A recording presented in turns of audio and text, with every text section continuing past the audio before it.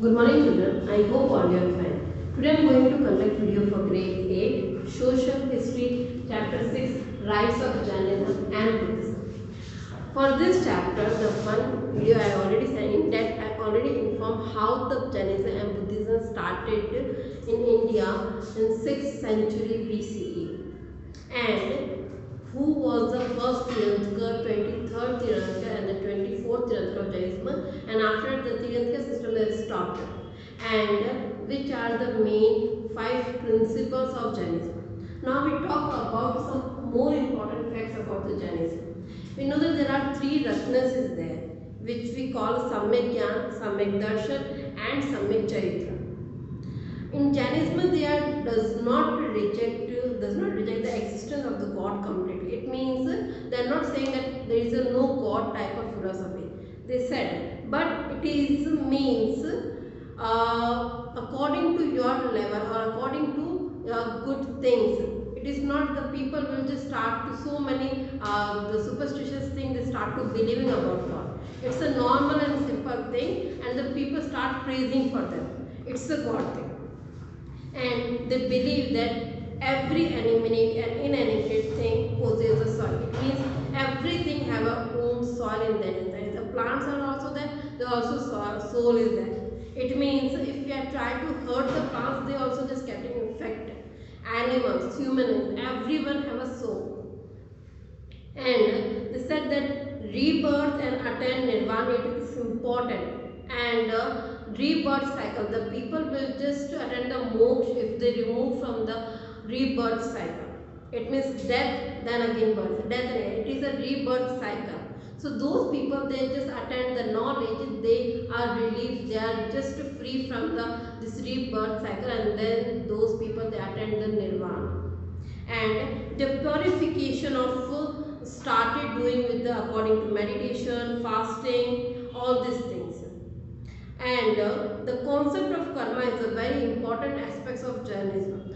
Karma, it means whatever you are doing, your the benefit, your the result you can see in this life. It is called a concept of a karma.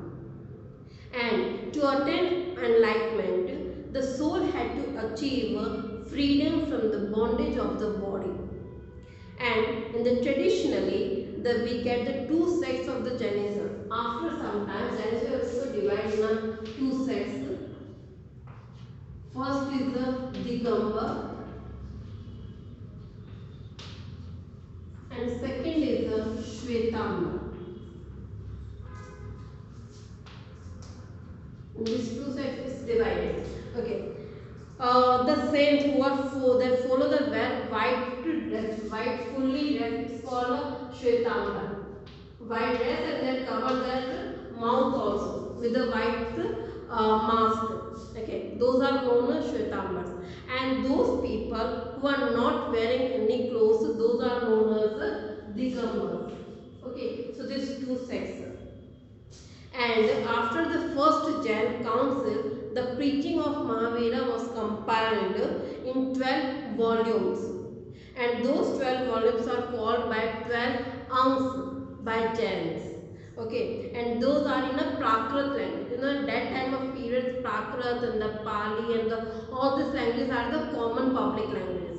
Like in the present time, if you talk about the Kannada is your common public language. So yeah, the same time of that time of period, Prakrit and Pali are also common language. So that the people start to just more there to just start to understand the things. After that, in the early Vedic early time, the Jains start to migrate in the South India side. First all the things happen in the north, and after they start to migrate in the South India. In South India, they came, and the Shravan Belgola, this place is just became a center of the Jainism. And here they start to Jainism spreading, and they just became a more centers for the preaching, knowledge, and they start some literary work also in the Kannada, Telugu and Tamil languages. So this all information about the Jainism. Now we talk about Buddhism. Buddhism started by the Gautam Buddha, whose first name was Siddhartha. Siddhartha, whose only the next name is just became a Gautam Buddha, and he was born in a 6th century BCE and his father name was Shuddhodhan and mother name was he was also a republic of a Shakya. Okay, Siddhartha also just became a hermit, and at the age of 23, he just also left the home for the searching the enlightenment. After that, he first went to Sarnath, which is near the Banaras, and after that he just gave his first sermon, that is called Dharma Chakra Pravartan. The first knowledge he gave in Sarnath, and that is the main event for called. It is called the Dharma Chakra Pravartan.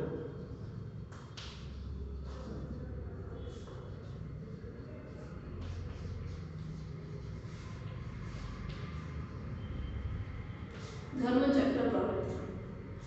After this, he gave some 4 noble truths and the 8-fold path. 4 noble truths. The next one he gave the 4 noble truths.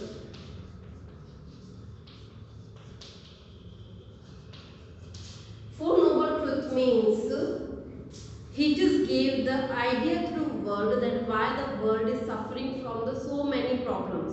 The first is because all the problems cause is the root of the cause is the sorrow. Second, the Buddha realized that desire was the root cause of sorrow. Only by the liberation of excessive desire could a peaceful life be lived. Buddha preached the 8-fold path for eliminating desire. This is called the middle path. I mean, what is the reason of the people's sorrow, people's life? He just gave because of the sorrow condition, because of the they are just start to thinking about one particular thing a lot. So this is the reason they are suffering a very humiliated life in their own. And how they have to just free from all these things. So that's why he gave the 8-fold path. In 8-fold path, he just starts from the right. It means the first one is the right action. Whatever the people are doing, they just do the right work. They have to just first the thing, whatever doing it is the correct according to that karma or not. Then second is the speech. Speech means whatever you are saying, it is very impactful for the next person. So just figure out your words whenever you are saying anything. Then third is the vision. What is your thinking knowledge? Whatever you are doing or you want to do about that, what the kind of philosophy is in your mind. Now the next one is the fourth one. Livelihood. What kind of life you want to live? Simple, luxurious, with so many things. What kind of life? A controlled life, a comfortable life? Which kind of life you want? And if you really want to attain moksha, you can live a simple life. Next is effort. What is the effort? You have to just make sure that your efforts are be perfectful according to your life. Next, recollection.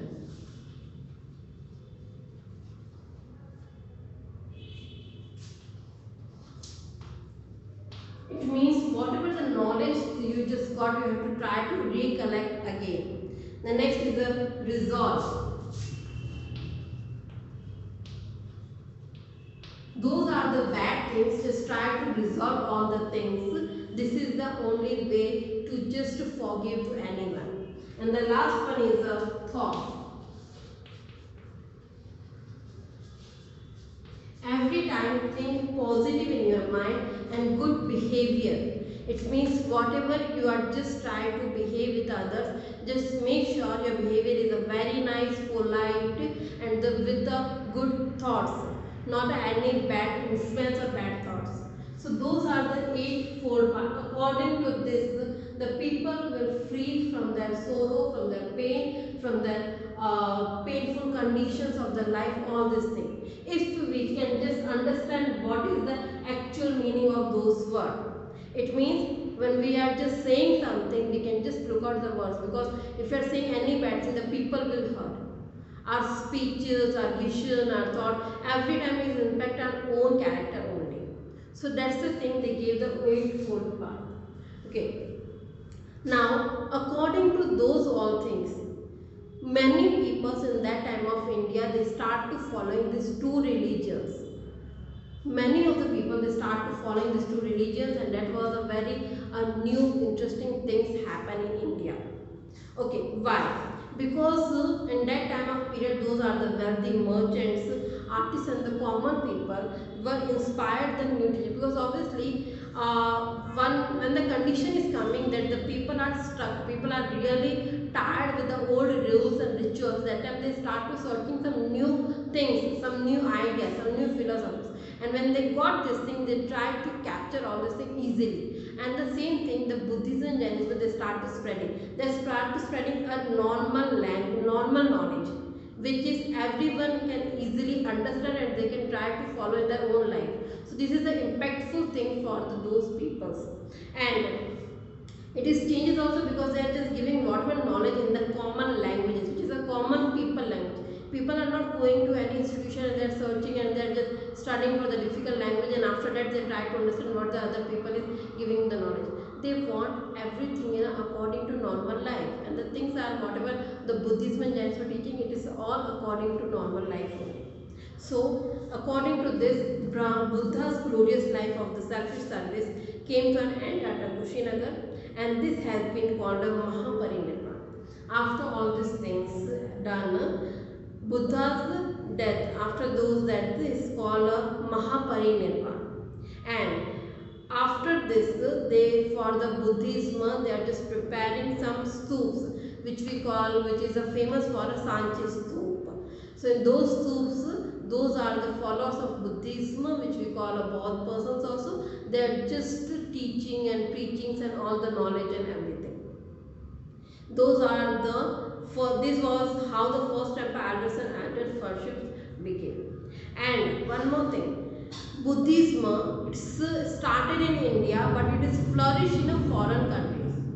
When we compare from the Jainism, that Buddhism is more flourished in the other countries, especially in the China's.